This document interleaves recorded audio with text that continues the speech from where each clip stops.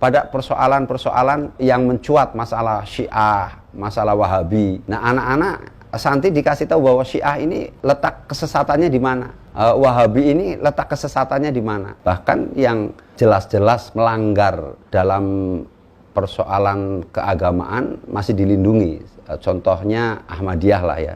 Dalam hal ini kan sampai hari ini masih mendapat perlindungan. Nah, latar belakang FPI itu berdiri kan adanya ketidakadilan, kemaksiatan yang merajalela. Kemudian indikasi kuat bahwa ada kolaborasi antara penjahat dan pejabat terhadap kemaksiatan ini. Nah, kalau kita itu umat Islam, tokoh tidak bersatu untuk membentuk satu wadah, untuk mengubah, melawan mereka kan sulit. Kan al-haqqu bila nizam yahlibul batil binizam. Jadi kebenaran yang tanpa dimanage secara rapi akan terkalahkan dengan kemaksiatan yang dimanage secara rapi. Disinilah sebetulnya FPI itu hanya mengisi kekosongan. Jadi untuk urusan pesantren, bidang dakwah itu NU. Untuk masalah pendidikan, rumah sakit itu di Muhammadiyah. Tapi pada posisi Hizbah, amar ma'ruf nahi mungkar, ini kekosongan. Nah, di sini FPI mengisi. Cuma ada hal yang di luar perhitungan dari media, perhitungan dari tokoh-tokoh politik.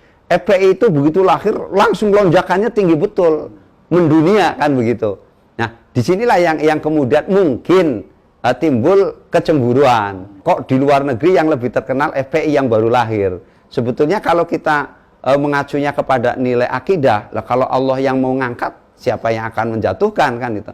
Toh niat kita itu memang pada posisi hizbah, amar ma'ruf nahi mungkar. Resikonya memang lebih besar dibandingkan dakwah.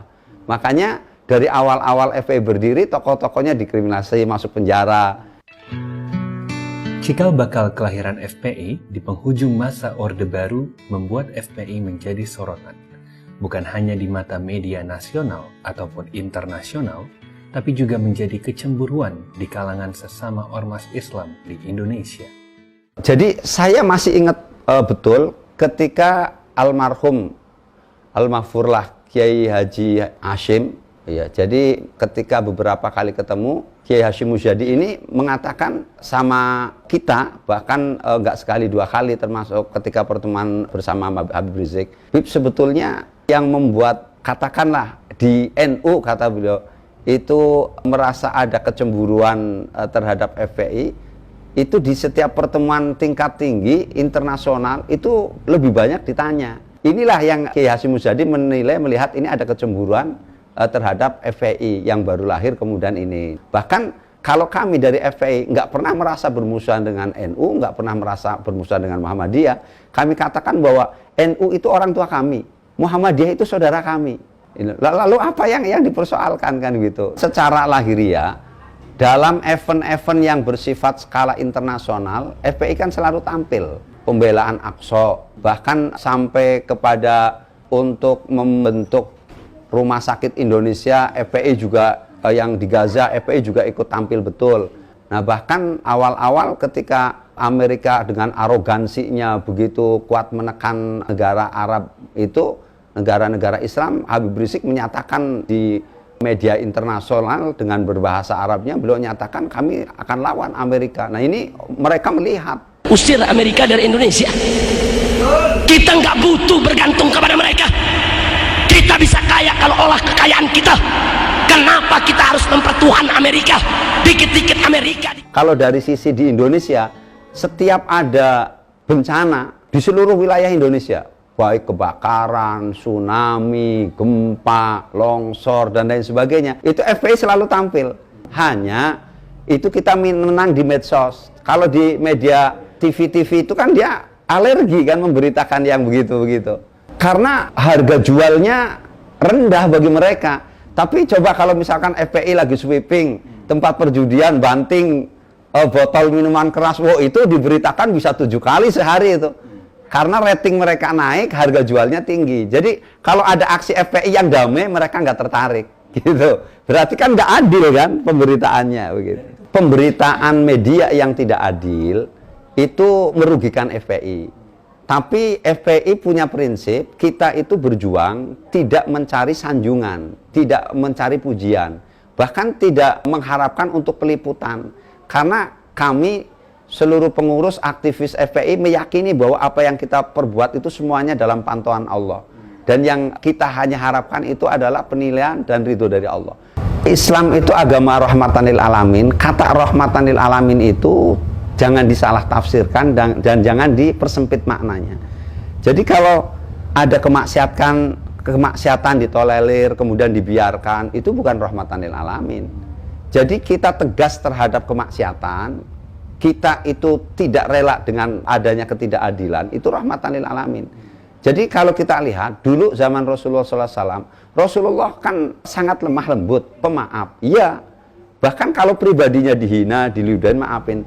Tapi kalau Islamnya dihina, ajarannya dihina, umatnya dihina, Rasulullah marah. Jadi justru memberhentikan, kita menutup tempat-tempat maksiat, itu bagian dari rahmatin lil alamin. Sebab apa? Kalau maksiat itu kemudian dibiarkan di mana-mana, Allah murka. Nah, yang kena imbasnya kan bukan cuma yang maksiat aja. Yang nggak maksiat kena. Kalau Allah sudah kirimkan banjir, emang banjir yang kena yang maksiat aja. Semua. Sebetulnya terjadinya kriminalisasi terhadap aktivis ulama. Yang pertama karena ketidaktahuan mereka terhadap Islam. Yang kedua karena ketakutan. Terutama setelah peristiwa aksi 212. Begitu kekuatan umat Islam ternyata itu mampu menggoyahkan dunia. Dan kekuatan 212 ini bukan menjadi acungan jempol untuk Indonesia di seluruh dunia. Bahwa umat Islam Indonesia siapa bilang anti toleransi, siapa bilang jorok, siapa bilang tidak bisa diatur. Faktanya 7.500.000 lebih berkumpul, sampah tidak ada. Kemudian jangankan orang, rumput aja nggak diganggu. Kemudian siapa bilang anti toleransi, anti terhadap agama yang lain. Itu di katedral ada yang kebaktian, ada yang pernikahan dibantu. Nah, ini mereka akhirnya ketakutan sendiri. Jadi rezim ini semakin panik, semakin takut dengan diperlihatkannya oleh Allah bahwa umat Islam itu baik, bersatu, dan umat Islam itu ternyata taat komando ulama.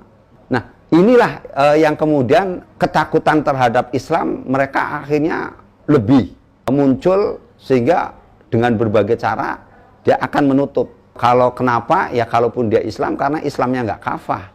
Yang takut terhadap Islam kan sebetulnya bukan orang Islam. Kan itu aja. Kalau orang Islam takut sama Islam kan mustahil. Setan nggak takut sama setan kan. Sesama setan bersahabat kan begitu. Lah kalau kita umat Islam tahu Islam itu baik, rahmatan lil alamin, ya nggak mungkin takut. Nah kalau ada orang Islam yang anti Islam, ya bukan Islam. Islamnya nggak Islam kafah. Kalau bukan Islam, ya jawabannya munafik, fasik, kafir. Jadi sebetulnya aneh juga bingung. Ini pemerintah takut kepada politik, umat Islam berpolitik itu yang mana? Dan umat Islam itu memang harus berpolitik. Kalau ada yang mengatakan umat Islam nggak boleh berpolitik, ini yang ngomong yang mau merebut politik. Nah, sebab kalau semua umat Islam tidak berpolitik, politik dipegang sama orang non-Islam. Kalau orang Islam yang baik-baik nggak mau berpolitik, maka yang berpolitik orang-orang yang jahat. Nah, kalau itu terjadi, maka di parlemen itu ya orang-orang yang jahat, yang non-muslim, yang kafir. Ini kan yang membentuk tatanan undang-undang. Makanya kita FPI berteriak bahwa umat Islam harus tahu tentang politik. Umat Islam harus berpolitik. Nah, siasah ini ajaran dalam Islam. Kalau ceramah di masjid tidak boleh dimasuki politik. Kalau maknanya di masjid nggak boleh kampanye PDI, nggak boleh kampanye Golkar, nggak boleh kampanye Nasdem, ana setuju. Itu. Tapi kalau yang dimaksud di masjid tidak boleh berbicara bagaimana undang-undang ini dilahirkan, bagaimana menguasai DPR MPR supaya lahir pemimpin muslim sehingga undang-undangnya adalah undang-undang yang pro-Islam dan lain sebagainya, wah, ana nggak setuju.